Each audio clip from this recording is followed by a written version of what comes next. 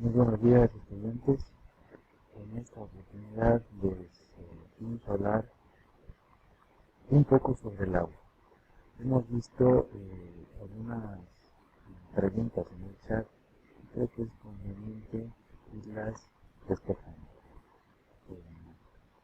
Obviamente tenemos que tener en cuenta que el agua constituye alrededor del 70 al 85% de peso de muchas células y tejidos extracelulares.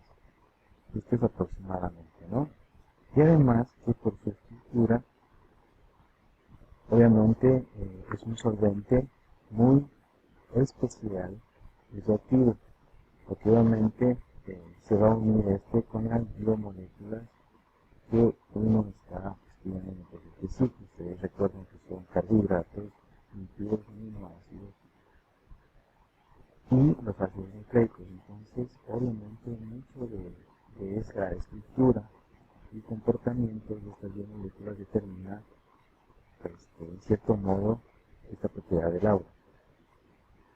Entonces, debemos tener en cuenta que obviamente el agua es un solvente biológico, ¿sí? Además es un espectador inerte porque obviamente la célula al momento que está en el medio acuoso, pues el agua es como un manto, ¿no? Pero resulta que al estar quieto, el agua en este modo, pues eso garantiza que se den muchísimas, pero muchísimas interacciones. Es importante decir que el carácter reactivo de esta molécula tiene que ver, por ejemplo, con la hidrólisis, que es la ruptura de enlaces químicos, ¿no es cierto? Romper estas moléculas para poderla separar y esos iones utilizarlos en otro proceso. Además, que es un disolvente biológico muy eficiente, pero no es, clarito está aquí, un disolvente universal, porque obviamente no disuelve todo. Necesitamos de otros reactivos para poder, por ejemplo, mezclar el agua con algo aceitoso. En las cremas se utiliza, por ejemplo, emulsificadores que ayudan a mezclar eso, pero no es espontáneo. Otra situación que me llamó la atención fue sobre las interacciones débiles, que obviamente aquí al parecer tienen ciertas dudas. Las interacciones débiles son las más importantes porque todo proceso biológico ocurre gracias a estas, ¿no? Por eso se ve. Y sobre todo determina la función de la molécula, ¿sí? Además, deben interaccionar, ¿sí? Para comenzar y posteriormente separarse. Por eso es el caso de las fuerzas de Van der Waals, que hay muchas que se unen débilmente pero se tienen que separar luego. Y las otras, las electrostáticas y las hidrofóbicas. Vamos a ver aquí, por ejemplo, cuáles son. Ustedes saben que es el puente de hidrógeno, las interacciones iónicas, las fuerzas de Van der Waals y las interacciones hidrofóbicas. Entonces, obviamente, cada una de estas cumple un rol importante. Los puentes de hidrógeno en su mayoría son más fuertes que las fuerzas de Van der Waals, ¿sí? Las interacciones iónicas tienen que ver mucho con la formación de puentes de salinos, ¿no es cierto?, por los iones que están fuera. Y obviamente el carácter de de dipolo lo tiene el agua, ¿no es cierto? Pues obviamente es importante, bueno, les voy a hablar un poco cuando muestre la estructura del agua, porque en realidad es fuerte un puente de hidrógeno, ¿no? Entonces, simplemente aclararles, miren, el puente de hidrógeno aquí, en esta parte, este es un gráfico de un texto que se llama de Federici, que lo pueden ocupar, y con la intención es un buen texto que permite ejemplificar muchas cosas.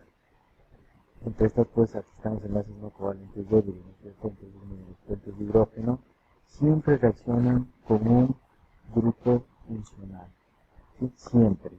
El hidrógeno con el oxígeno. Obviamente ustedes recuerden siempre esta posición del agua. Lo hacen así porque obviamente eso es lo que le da el carácter de dipolo. ya que pues obviamente la estructura que tiene el agua, al ser tan electronegativo el oxígeno, pues tiende a empujar un poco a los hidrógenos, de modo que se crea una región parcialmente negativa. Y por ahí es donde pueden interaccionar. Entonces, es importante eso aclarar, ¿sí? Les repito nuevamente, el oxígeno, es fuertemente electronegativo, empuja, ¿no es cierto?, a los electrones en una dirección que es contraria a los núcleos de hidrógeno. Entonces eso hace que genere, por un lado, una carga parcial positiva, ¿sí? Y por otro lado, los electrones no compartidos, pues se crea una región parcial negativa. Esto les voy a mostrar, ¿sí? Más acá adelante, ¿sí? Aquí. Pues obviamente tenemos aquí el agua, ¿no? El agua pues tiene una estructura tetraédrica, ¿sí? Estoy dibujando así, porque obviamente el oxígeno está apareado con estos hidrógenos, pero hay dos electrones, ¿sí?, que están por aquí, que tienen que de algún modo unirse, ¿no? Unirse en algo, ¿sí? Entonces obviamente aquí al momento de generar ese empuje que les digo, porque obviamente es el átomo de oxígeno muy electronegativo, desplaza estos dos pequeñines, que son los hidrógenos, pues, y genera una región totalmente o parcialmente negativa y otra positiva, ¿no es cierto? Entonces, eso es, y aquí está clarito, ¿no? Los pares no compartidos de electrones son zonas ligeramente negativas, y aquí son zonas ligeramente positivas, ¿no es cierto? Entonces, esto es importante que ustedes lo tengan claro. A diferencia, miren, de esta molécula de aquí, que es el CO2, el lineal tiene un ángulo de 180, mientras que acá el ángulo es aproximadamente de casi 105 grados. Eso le da también un carácter de dipol, ¿no es cierto? Y obviamente otra situación que me pareció un poco para aclararles es cuando el agua se ioniza, ¿no? Obviamente el agua tiene que disociarse, ¿no?, como está aquí, y tiene que disociarse tanto en iones hidrógenos como hidroxilo. Pues obviamente aquí en el gráfico están dos moléculas de agua unidas con este puente de hidrógeno, pues, ¿no es cierto? Y esto es para ejemplificar, ¿no es cierto?, en donde un hidrógeno o el protón salta hacia acá y generamos que el ion hidrógeno, ion OH. A menudo se lo conoce al ion hidrógeno como el protón A, ¿no es cierto? H, ¿no es cierto? Entonces es importante que esto lo tengan también en cuenta.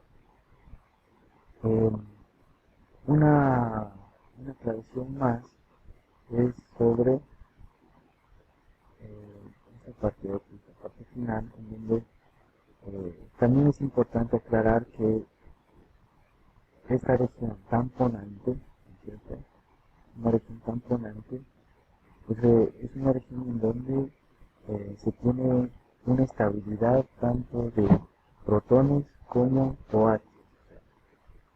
Esto tiene que ver mucho con la constante de acidez que tiene, ¿no es cierto?, nuestro elemento, nuestro compuesto, en este caso es el ácido acético, en donde obviamente, si ven, aquí estamos en una región que es totalmente protonada, ácida, ¿no es cierto? Entonces acá tenemos una región totalmente básica, sin el protón. Pero resulta que existe una región tamponante en donde el compuesto está en equilibrio. Y cuando está en equilibrio quiere decir que tanto las regiones protonadas como las básicas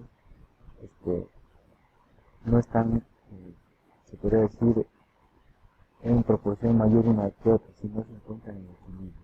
Entonces, El pH que cae aquí es un pH en el cual llega a esta región tamponante, ¿sí?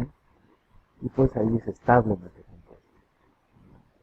No, esto nos sirve muchísimo porque obviamente nosotros podemos jugar mucho con las constantes y el valor de pH. ¿Sí? Eso es en cuanto a lo que puedo aclararles un poco la situación del agua. En otro microvideo pienso hablarles sobre, ya entrando un poquito a las biomoléculas, ¿sí? Tanto de aminoácidos, perdón, de carbohidratos, y también lo que es enzimas y un poquito de aminoácidos. Hasta pronto.